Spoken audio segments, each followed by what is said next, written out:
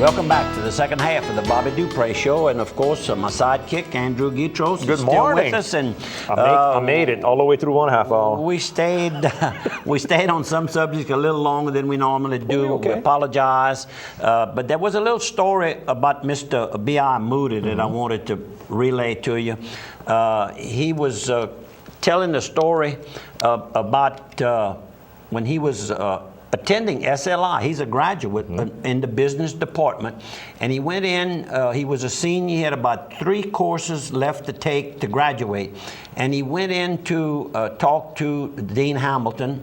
I guess at that time that was the dean of the business department. And he said that he was not going to be able to return because he had gotten married, they had a baby, and they were waiting for another baby. He just couldn't afford to stay in college. He needed to go to work and make some money. And Dean Hamilton just would not hear that.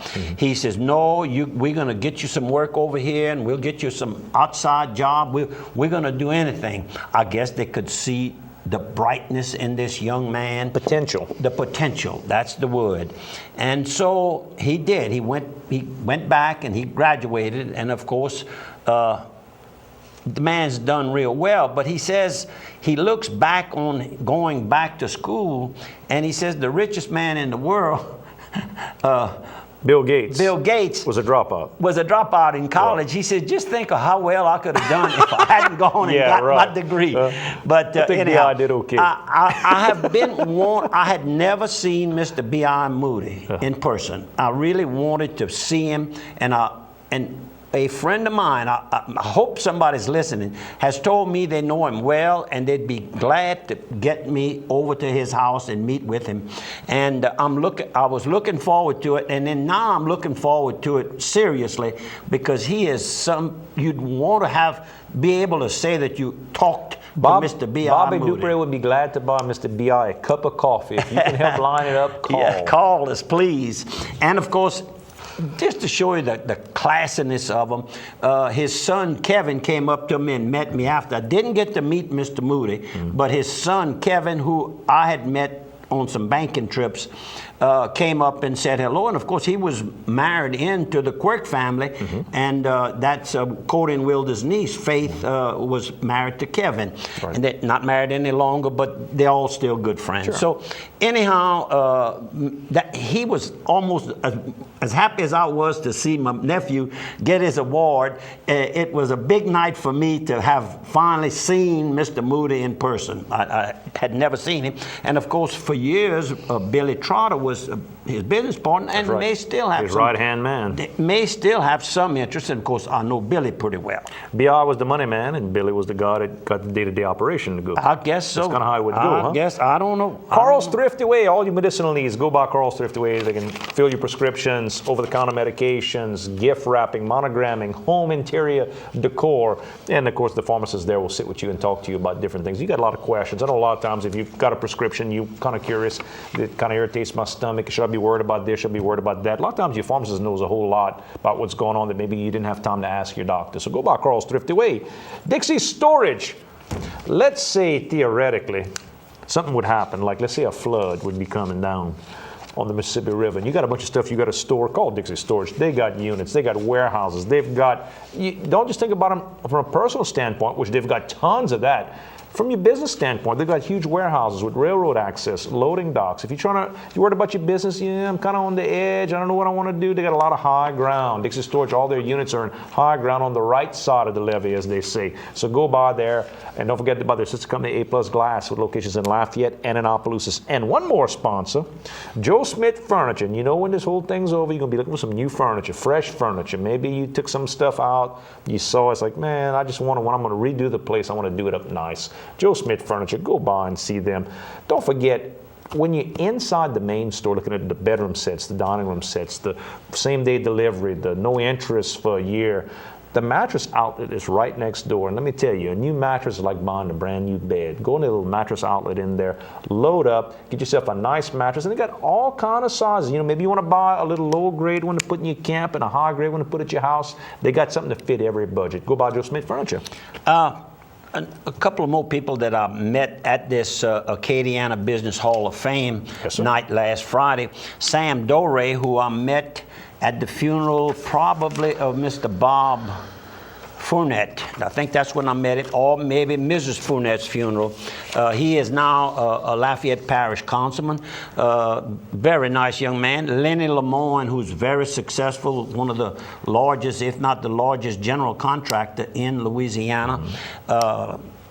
Came up and said hello. And Pat Trahorn, I met him after the function. He's from Crowley, and he grew up with the Mr.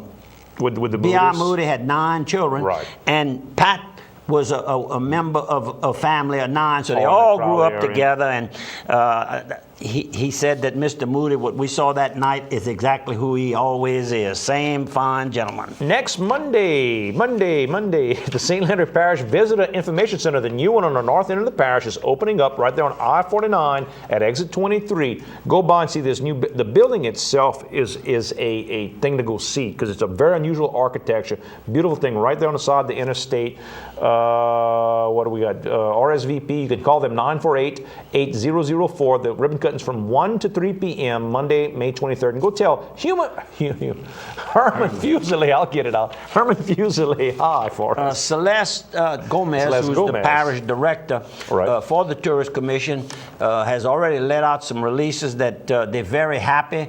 The flow of people is continuous, and that's good news. And then this Saturday over at the Opelousas Public Library, they're going to have the May Story Time. It's Saturday, May 21st, 10:30 a.m. Bring your kids, bring your grandkids. It's a good time. It's all kind of activities to do, not just reading, so that you give the kids an event to have a good time with right there on Grolier Street in Opelousas. I sent in a little donation to the Boy Scouts of America. They're pretty good people. The Evangeline Area Council yesterday. Yes, sir. And on this little flyer that tells you things about what your $30, $60, $90, or whatever you want to donate $1,000 buys.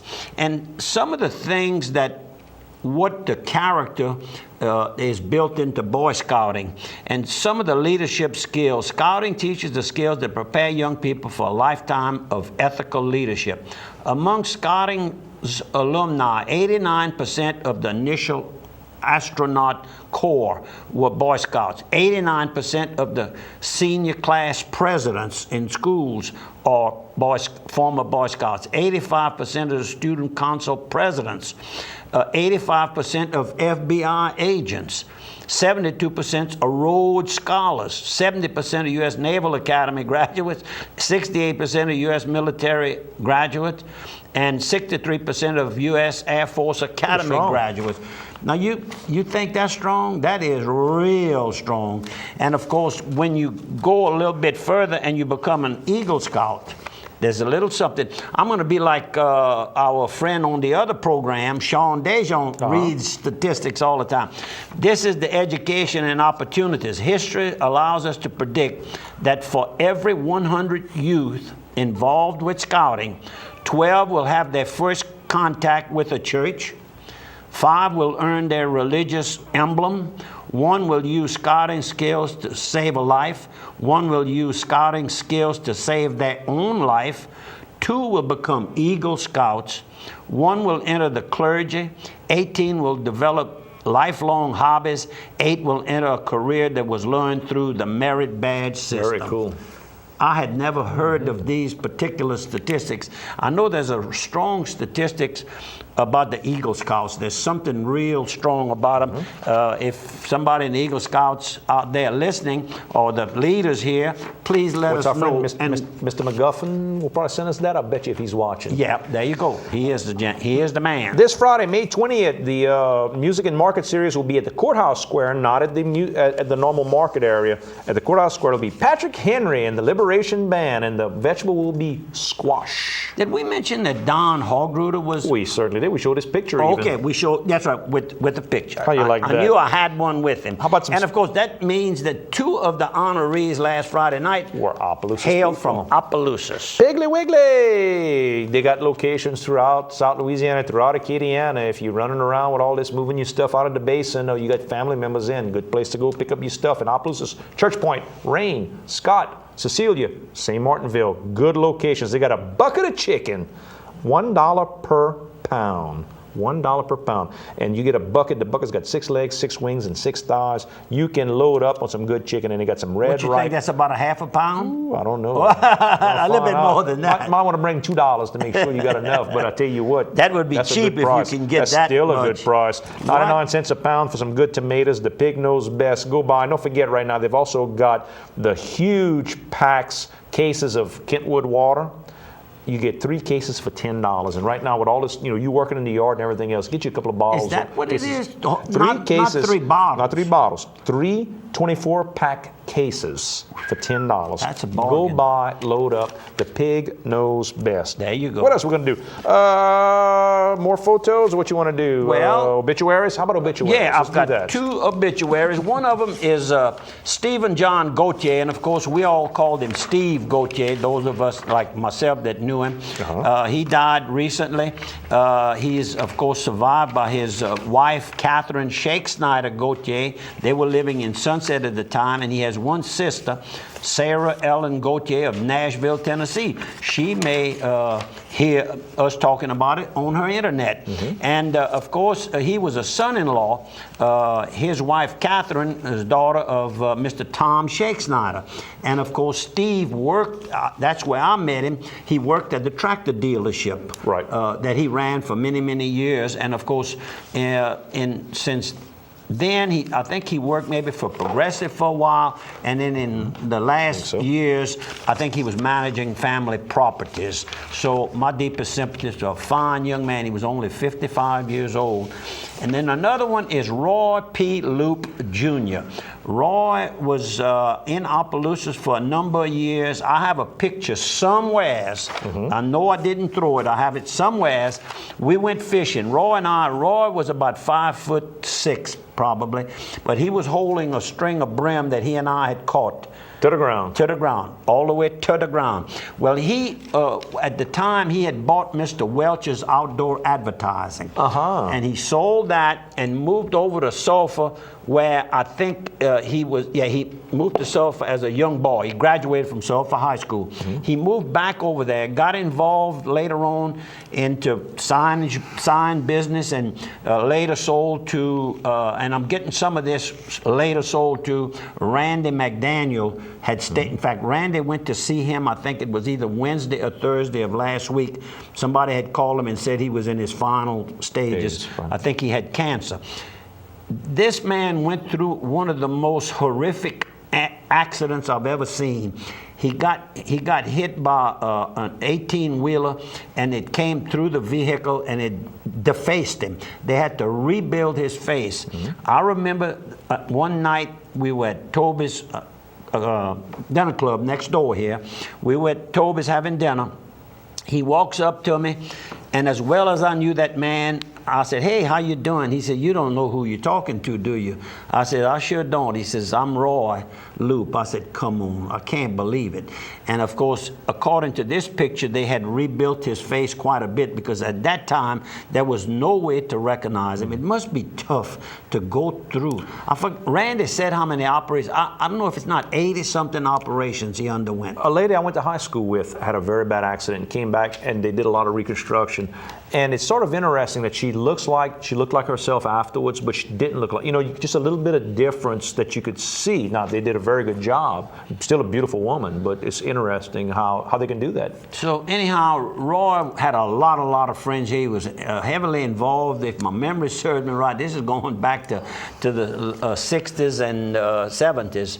And he was heavily involved in officiating. High school association? Yeah, and I think it was basketball, if I'm not mistaken. Yes, hello. See you on the other side of 3. Update my time for me, Mark. Let's show some photos. We got to get some photos in. What is Fuzz's daughter's, that's Baby Jack? Baby Jack. I saw her, I went in. Heidi Busby. Yeah, Heidi. I saw Heidi. her and spoke with her at Opelousas General. I was having some blood work done, and Baby Jack was in the hospital, so I hope he didn't have to stay too long. I went to visit with them. I think they were trying to get out that day. I guess that was last Friday.